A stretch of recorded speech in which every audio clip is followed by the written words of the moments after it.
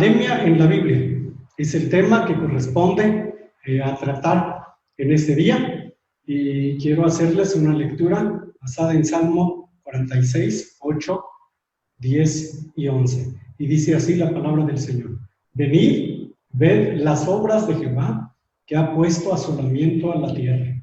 El versículo 10 dice: Estad quietos y seré exaltado entre las naciones, enaltecido en la tierra.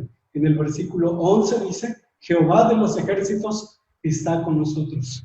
Nuestro refugio es el Dios de Jacob. Quisiera tomarme un minuto para hacer una oración de agradecimiento a nuestro Dios por permitirnos tener esta experiencia, y oramos. Dios, te doy gracias por la bendición de la vida, por la bendición de la salud, por la protección que has tenido con nosotros, por el cuidado que tienes sobre todos aquellos que de alguna forma han sido alcanzados con la infección de este virus. Gracias por tu cuidado, gracias por los médicos, gracias por todos aquellos que son obedientes a las instrucciones del gobierno para mantener los cuidados correspondientes. En Cristo Jesús te damos gracias. Amén. Como decía, que el texto que estuvimos leyendo es el Salmo 46, 8, 10 y 11. Y entonces, no podemos decir que este texto habla de una pandemia, pero sí podemos relacionar de que Dios estaba actuando de una forma que no acostumbramos ver con frecuencia. Así que al final de este párrafo leído, que es en el Salmo, se encuentra una frase que es muy importante. No sé si usted se ha fijado que al leer en algunos salmos se encuentra un Selah. Y al final del versículo 11 se encuentra esta frase, Selah. Su significado es pausa. Literalmente se traduce como detente y escucha, indicando que lo leído es de suma importancia. Repito, venid, ved las obras de Jehová, que ha puesto asolamiento a la tierra. El 10 dice: estad quietos y seré exaltado entre las naciones, enaltecido seré en la tierra. Y el 11, Jehová de los ejércitos está con nosotros. Nuestro refugio es el Dios de Jacob. Entonces, sin más preámbulos, vamos a contextualizarnos con el tema que nos atañe este día: pandemia en la Biblia, relacionado con el COVID-19. La aparición del coronavirus se registra en China el 8 de diciembre del 2019, y la primera muerte provocada por este virus se reportó también en China el 11 de enero del 2020. Del día 8 de diciembre del 2019 a la fecha, tenemos datos de infectados y muertes que nunca o jamás imaginamos ver. Es alarmante porque aún no existe una cura. Claro que nosotros tenemos nuestra esperanza, no solo para los creyentes, sino para el mundo entero, que Jehová es nuestro refugio. Y les recomiendo leer Salmos 91. También se dice que para los males que ocurren en nuestro planeta, se tiene dos clasificaciones. A uno se le llama males naturales y al otro males morales. El primero: el sufrimiento puede llegar como resultado de desastres naturales y enfermedades por los cuales los humanos no somos responsables de una manera directa. ¿Cuáles son estos males? Son como los terremotos, los tsunamis, el cáncer y ahora el coronavirus. Esto conduce a un problema de dolor, o como se conoce comúnmente, el problema de un mal natural. ¿Qué decimos con esto? Que no es provocado por el hombre. Y el segundo, que se denomina como un mal moral, este sufrimiento es causado por el hombre. Si nosotros somos responsables de manera directa de estos actos, de este tipo de dolor, tales como el odio, terror, violencia, abuso, asesinato, etcétera, etcétera. Tomando en cuenta que tenemos este problema, pandemia, la pregunta relacionada al coronavirus que muchos hacen es, ¿fue un desastre natural o fue un desastre moral? La respuesta no debe preocuparnos si es algo natural o si es un caso moral provocado por el hombre, como algunos científicos han afirmado. Dios dará el pago. Lo que corresponde a nosotros es entender o detenernos, analizar y descubrir el propósito que Dios tiene para nosotros con esta pandemia. Todos nosotros estamos conscientes de que vivimos tiempos inusuales, inesperados. Ninguno de nosotros pensó ni se imaginó vivir en tiempos de una pandemia como las que estamos viviendo. Pero la pregunta que debe hacerse cada creyente es, ¿cuál es el propósito de Dios para nosotros con esta pandemia? Claro, reiterando esta pregunta. Seguimos con esto y el mal tenemos que reconocerlo. Ya está aquí, refiriéndome a la pandemia. En la Biblia tenemos registros de tiempos de crisis, peores o similares a los tiempos que se vive hoy en día en el mundo. Y en estos sucesos bíblicos podemos encontrar el propósito de Dios en permitir cada desastre registrado en la Biblia. La Biblia entonces juega un papel fundamental para entender el propósito de Dios hacia sus hijos y hacia el mundo perdido. Tomaremos algunos ejemplos que se encuentran en la Biblia, desastres que Dios permitió con un propósito. Nada fue por placer o descuido divino. Cada evento trágico registrado en la Biblia siempre tuvo un propósito. Desastres registrados en la Biblia. Vamos a tomar algunos ejemplos y a comentar algunos de estos ejemplos. Número 1. En el Éxodo se registran algunas plagas. Dios las hizo caer sobre Egipto con un propósito bien definido.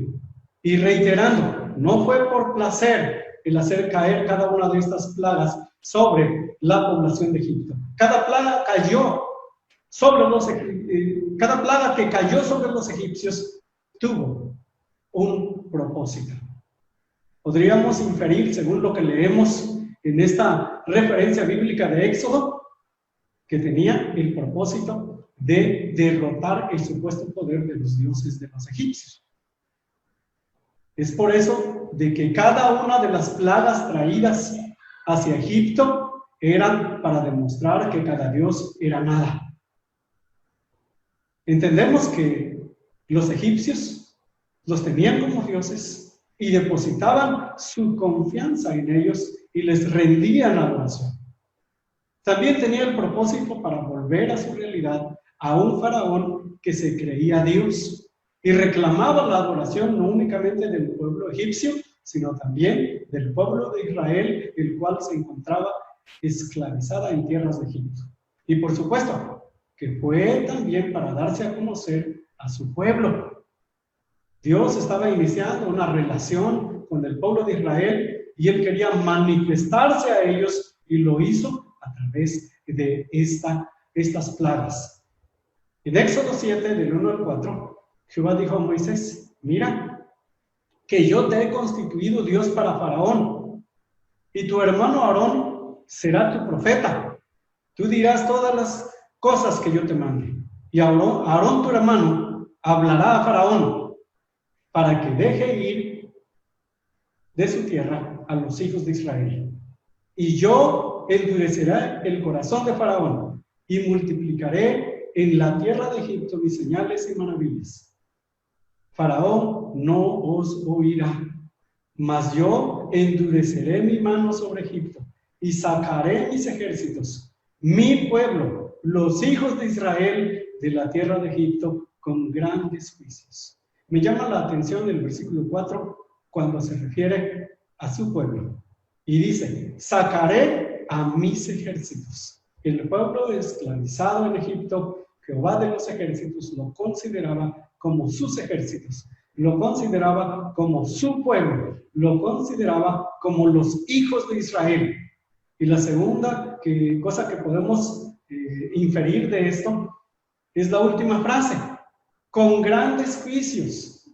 Claro, esta última frase, grandes juicios, son juicios que cayeron sobre los egipcios en pago por los siglos de esclavitud que le dieron al pueblo de Israel. También, más adelante, encontramos que cuando Dios libertó a Israel de la esclavitud que tenían en Egipto, durante la travesía de huida, el ejército de Egipto los persiguió y les dio alcance justo antes de cruzar el Mar Rojo. Dios estaba dando a conocer a su pueblo recién liberado. Él quería que le conocieran. A un Dios que su pueblo no conocía aún. No fue una experiencia fácil encontrarse de frente con el Mar Rojo y siendo alcanzados por un ejército bien armado, entrenado y dispuesto a matar a cada israelita. Dios los guió a que pusieran su atención en el majestuoso milagro que hizo Jehová de los ejércitos en el Mar Rojo, haciéndoles pasar en seco. Eso es lo que dice el Éxodo, en el libro de Éxodo 14, del 1 al 31. Si usted tiene tiempo de darle una lectura, puede ver todo ese milagro. Estaban el pueblo de Israel enfrentando una tragedia, viviendo a través de esa tragedia un gran milagro. Conocieron a Dios de una forma, de la forma más agradable posible, de una forma vívida posible, que experimentaron los israelitas, ver el milagro y cruzar en seco y siendo puestos a salvo. También como tercer ejemplo, tengo acá a Job. La mayoría hemos escuchado de Job, hemos leído de Job. Job vivió un verdadero calvario. Cuando en un solo día le fue arrebatado todo cuanto tenía. Estando meditando sobre la experiencia, esta trágica experiencia de Job, me quedé boquiabierto al ver la fortaleza de este hombre llamado Job para recibir mala noticia tras mala noticia. Muchos, por poco, caeríamos muertos de un infarto. Mala noticia tras mala noticia. Job 1, del 13 al 19, registra la pérdida de todo lo que tenía, iniciando con las 500 yuntas de bueyes y sus bueyes y también sus criados, y después 7,000 ovejas consumidas por fuego del cielo y juntamente con ellos a sus pastores. Pérdida de 3,000 camellos y criados y finalmente la pérdida de todos sus hijos. Quedó solo, quedó asolado. ¿Quién podría resistir una pérdida como esta? Dios estuvo con Job.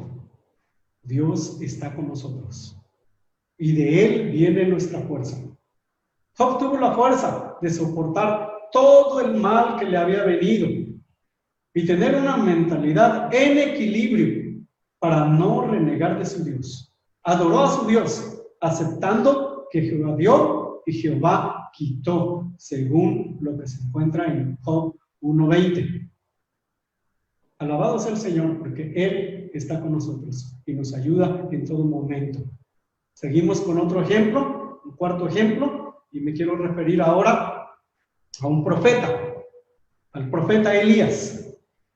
Y en los días de Elías, el pueblo de Israel se apartó de Dios, siguiendo a los Baales, según el registro que encontramos en primer libro de Reyes, capítulo 16, 30 al 33.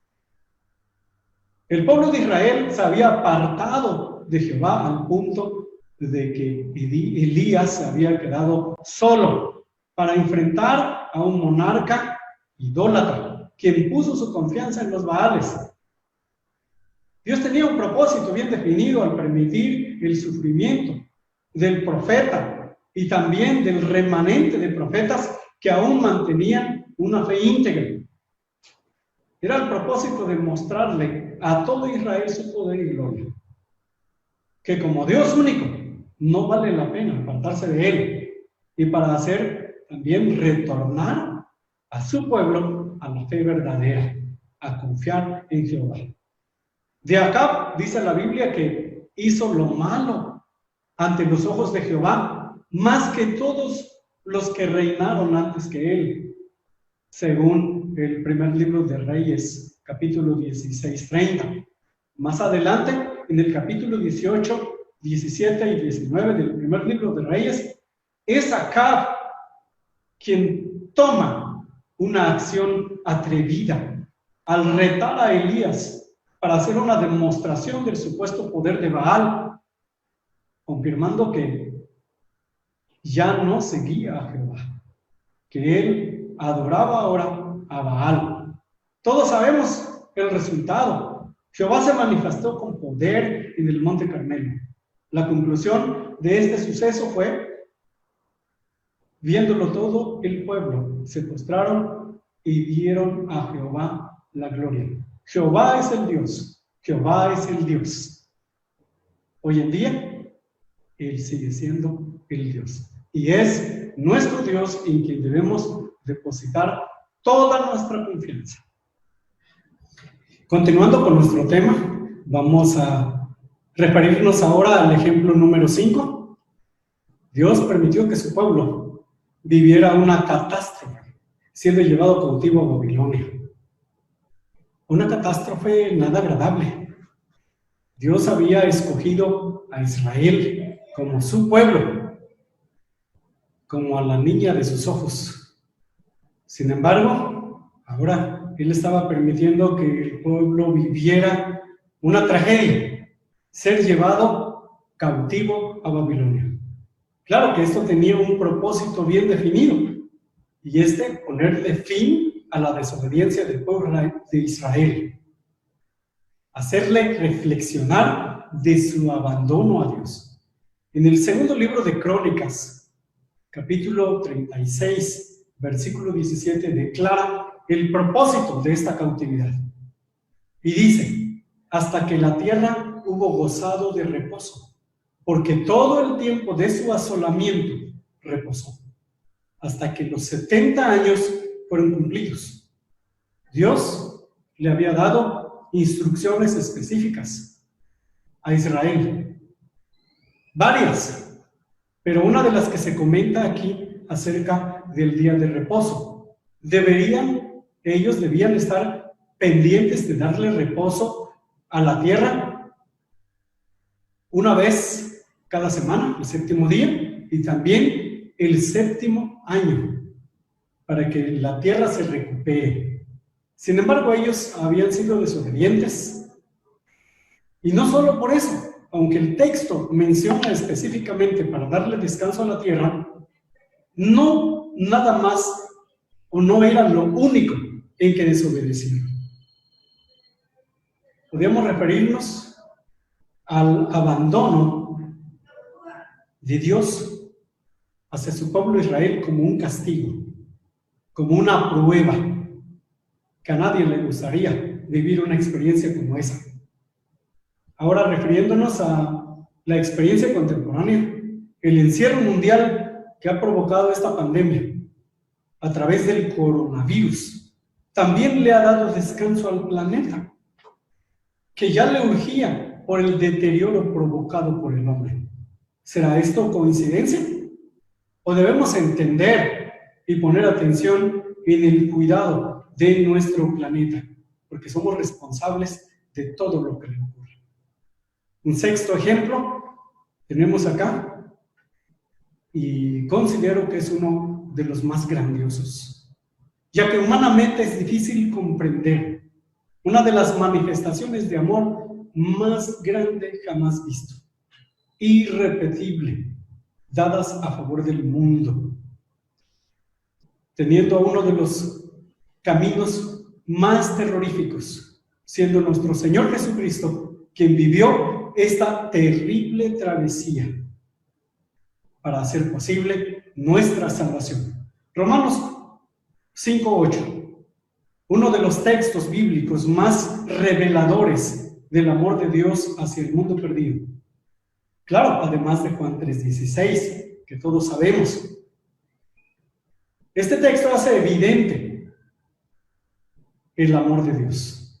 En el versículo 7 dice: ciertamente, apenas morirá alguno por algún justo. Con todo, pudiera ser que alguno osara morir por el bueno. Y en el versículo 8 se agrega: mas Dios muestra su amor para con nosotros, en que siendo aún pecadores, Cristo murió por nosotros. Un contraste. Se dice aquí en el versículo 7 que es probable que exista alguien que se atreva a dar la vida por un justo. Pero el acto de nuestro Señor Jesucristo no fue hacia los justos.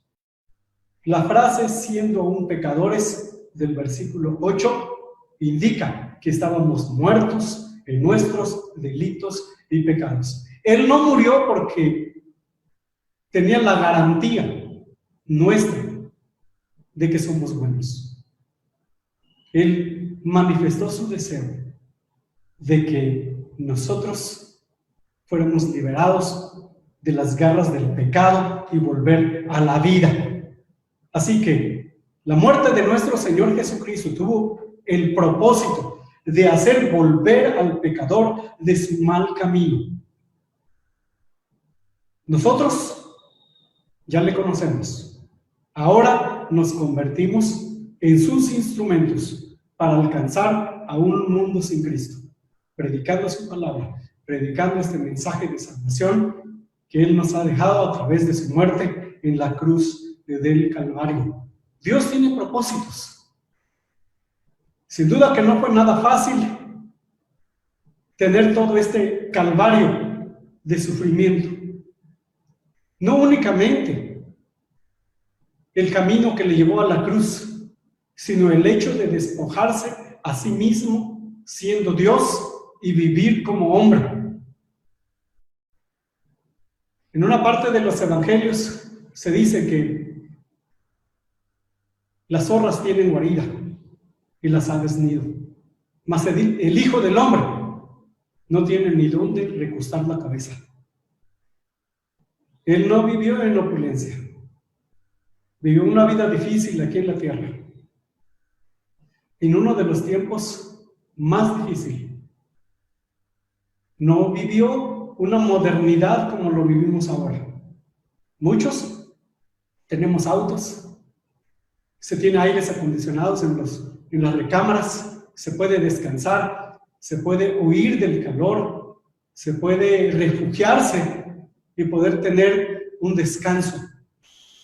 En el caso de nuestro Señor Jesucristo, vivió una época muy diferente, muy difícil, pero lo vivió con el propósito de salvarnos.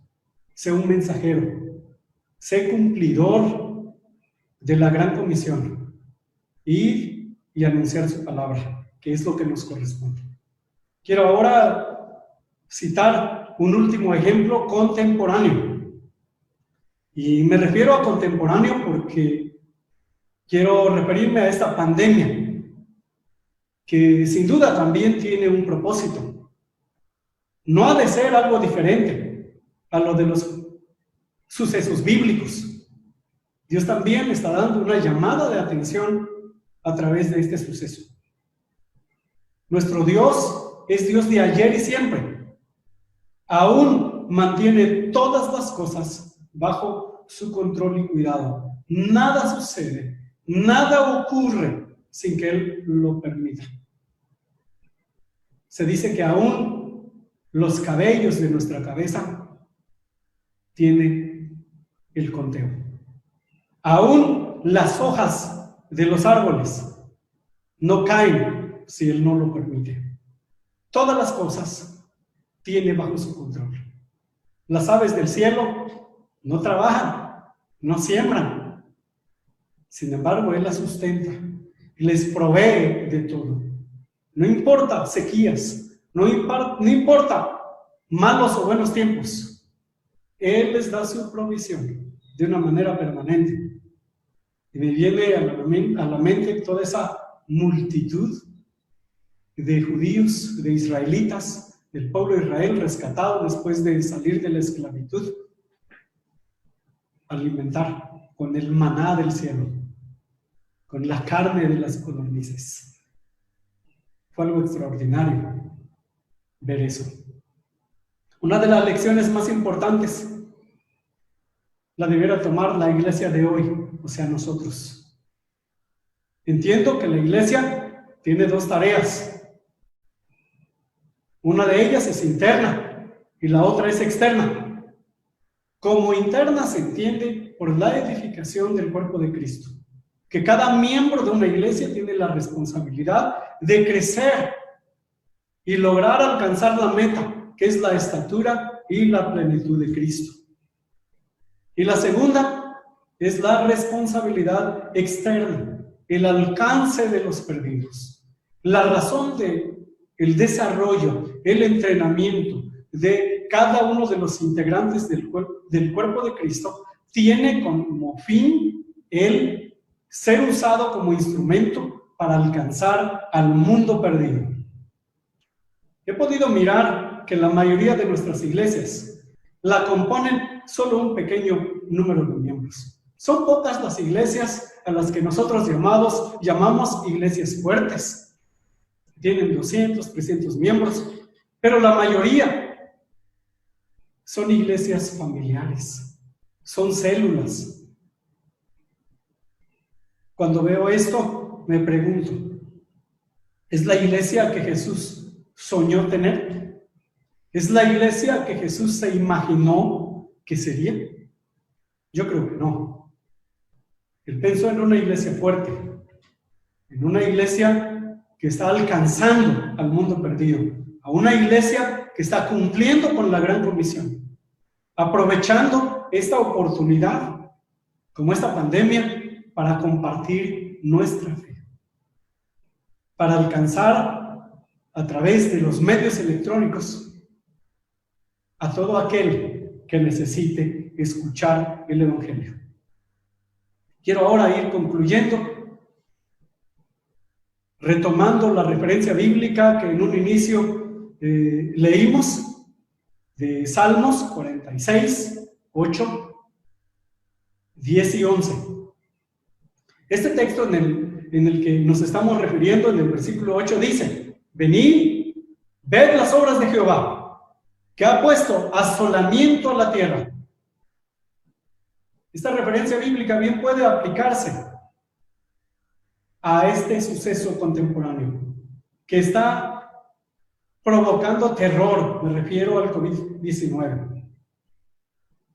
Y el texto nos hace un llamado, dice: venid, hace un llamado a mirar, como para aprender una lección de este suceso. Cierto, no está obrando con un ejército terrenal o celestial.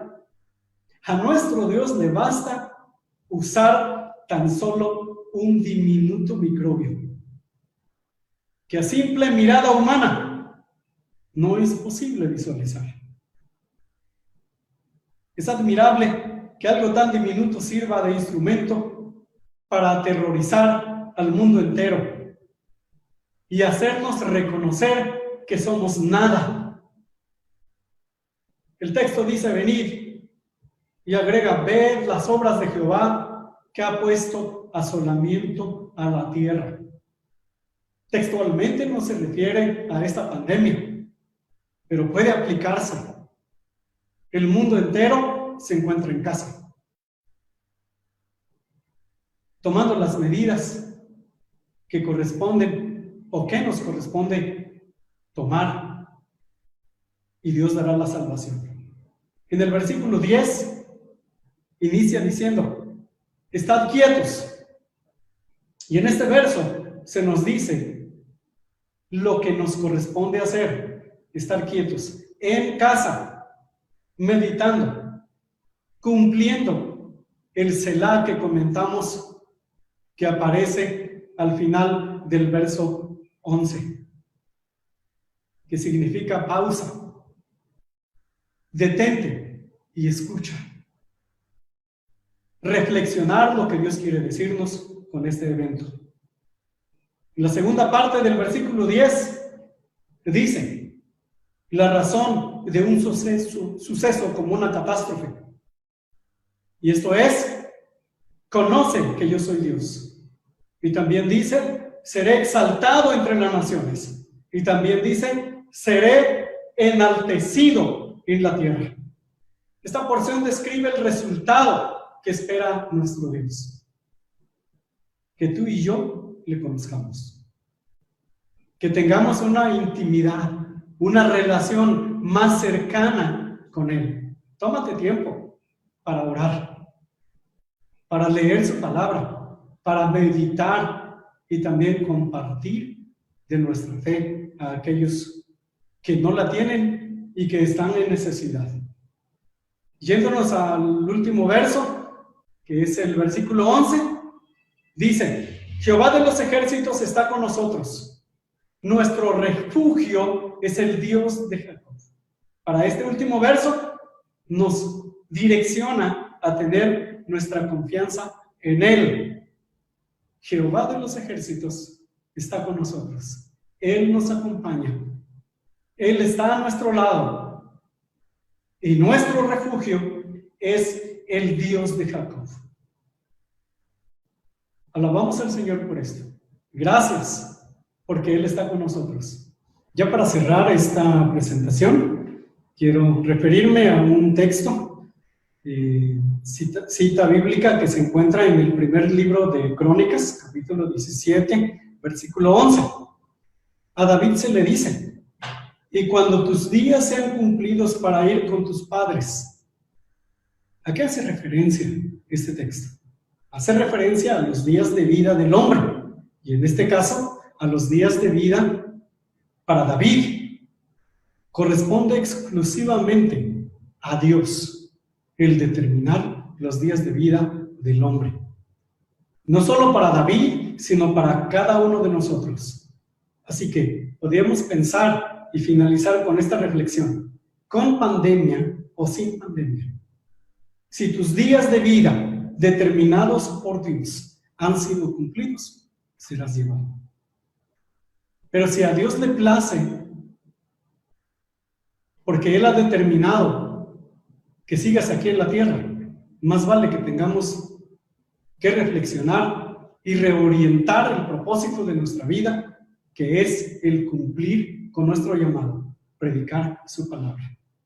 Quiero también hacer una invitación según lo que pudimos leer en Romanos 5:8, que se refiere al gran amor de Dios, y dice: mas Dios muestra su amor para con nosotros, en que siendo aún pecadores, Cristo murió por nosotros. Si tú no has invitado a Jesús a tu corazón, yo te invito a que reflexiones. Abre la puerta de tu corazón y toma la decisión de decirle: Señor, te invito a que entres a mi vida. Estoy arrepentido de vivir sin ti.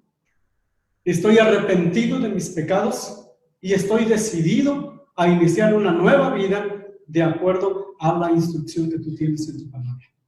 Que el amor que tú demostraste en la cruz del Calvario no se desperdicie.